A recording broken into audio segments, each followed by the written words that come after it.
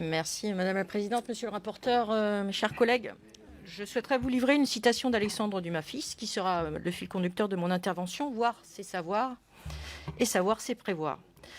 Le constat, nous le partageons tous, notre planète est en souffrance. Nous en connaissons la cause principale, l'activité humaine. Vous faites d'ailleurs ce lien, monsieur le rapporteur, très clairement dans votre rapport, lorsque vous évoquez les zoonoses, qui seraient une manifestation de la nature face à la pression de l'homme sur son environnement.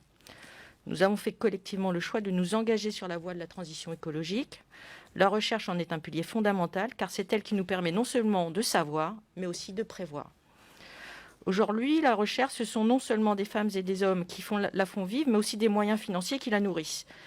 2,2% de notre PIB, ce qui nous positionne à la 13e place pour la part allouée aux dépenses intérieures brutes en recherche et développement. Honorable, mais nous pouvons mieux faire. C'est l'ambition de la programmation pluriannuelle de la recherche que nous avons récemment votée et celle du plan de relance dévoilé par le gouvernement. 2 mots doivent guider notre action, ambition et anticipation.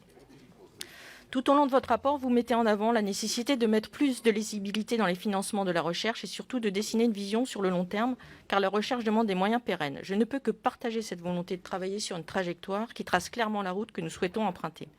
Rapporteur des crédits sur la politique de développement durable, je suis allée à la rencontre des équipes dirigeantes et enseignantes et des étudiants de l'École des Ponts et de l'École nationale des travaux publics.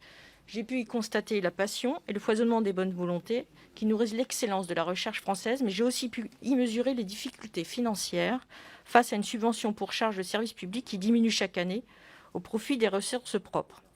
Vous prenez dans votre rapport des EPIC. C'est exactement la même chose pour ces 2 écoles qui craignent de perdre non seulement de la SCSP, mais aussi des ressources propres du fait de la crise que nous vivons avec des entreprises qui réduisent leur participation. Plus que jamais, il nous faut renforcer le soutien à la recherche et s'assurer du maintien des financements. Je vous remercie.